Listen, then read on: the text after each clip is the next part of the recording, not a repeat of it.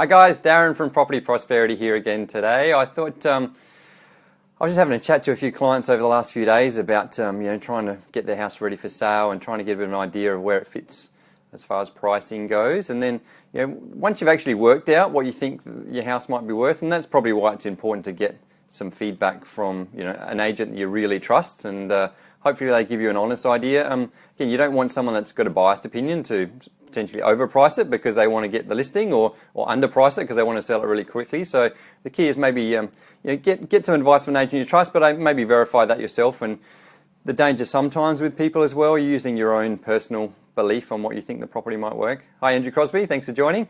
So I'd probably say try to be as realistic as what you think you can of what you think the property is worth, and that's a good starting point. So before you're going to work out whether you've got a strategy of marketing or whether it's overpricing or underpricing, you've really got to have a good idea of what you think the property is worth. So once you've got that and you're pretty clear, I think this is probably where it's at. The question then is, okay, well, shall I overprice it or shall I underprice it? And the answer is it depends, really.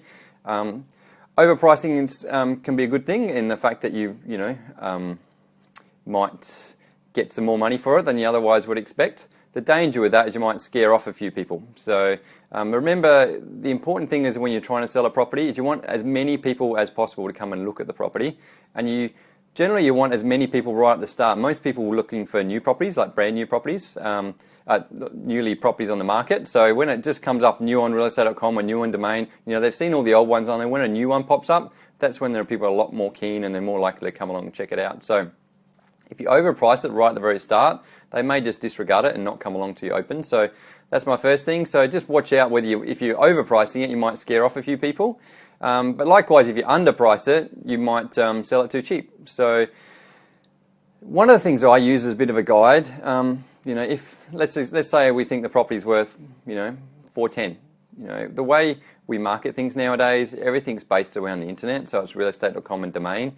And because they've got a $50,000 price bracket for when you type in your criteria of what you're looking at, so if you had a property that you thought might be worth $410, you might be considering putting it on the market at $399, $950, because that's catching everyone that's looking between $350 and $400. So that gives you a lot more buyers, so a lot more people that are interested in purchasing it. And then you hope when you have more buyers, you get lots of offers in, and hopefully you can convince a few more people to fight for it and pay a little bit more than they otherwise would. And then you might get $410, $415, $420.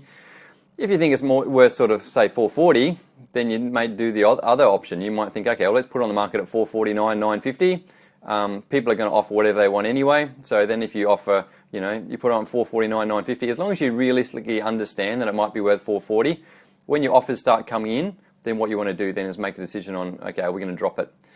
The thing, if you know you're going to overprice the price of the property, you've got to be prepared to drop the price really quickly. Because if you drop the price in a month or 2 or 3 months' time, all those buyers that are out there, they probably just disregard your property because they've already seen it's been on the market and they've already decided, let's just move on to the next thing.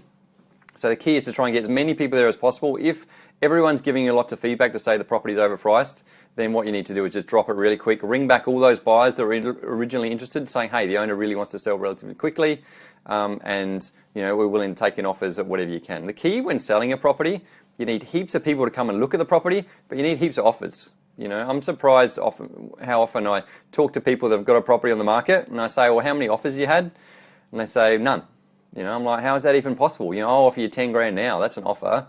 The key with, once you start getting offers in, that creates momentum. Regardless of what the offers are, it doesn't matter what it is. You just need lots and lots of offers. So that's some of the benefit with, underpriced.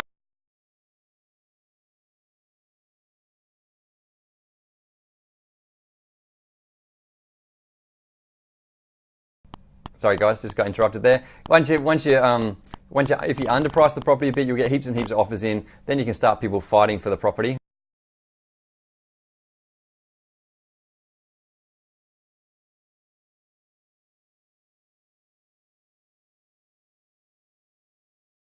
Underprice, the answer is it depends, really. So you really got to go with the guide from your real estate agent. And hi Greg, thanks for joining my little webinar here. So yeah, you really got to find an agent you really trust. You got to believe in the strategy. I think that's probably more important than anything, is that once you've picked a strategy and you really believe in it, then you got to follow through with it. So if you're underpricing for a reason, then you got to understand why you're underpricing and and you've got to follow through with that. And so, or likewise, if you're overpricing, you have to understand that you're overpricing it, and then prepared to drop the price pretty quickly straight away if you're getting feedback from the market that it's overpriced. So that's what it's all about, just really understanding what it's worth currently, you know, what your strategy is, whether you're overpricing or underpricing it. And there's different strategies. If you're overpricing, it's a different strategy than if you're underpricing it. But once you understand why you're doing that, you've got to follow through with it and just make it happen. So hopefully that makes sense, guys. Thanks for joining in. If you've got any questions or queries, feel free to put a little comment in the thing. I'm happy to answer any questions you got. And if you've liked what I said and if it made sense to you, then click on the like button. Even if it doesn't make sense, then it'd be cool if you clicked on the like button anyway. If you think someone else is going through the same sort of issue, they're trying to work out whether they should put their property in the market and what price they should put on it, they might find this webinar useful. So yeah, maybe you want to share it with them. That'd be awesome. So cool, guys. If you've got any other questions you'd like to ask me in the future as well, put that in the comment box and I'll maybe have a chat about some of that stuff as well. So hope you have a great day. Hope you keep out of the rain, and we'll talk again.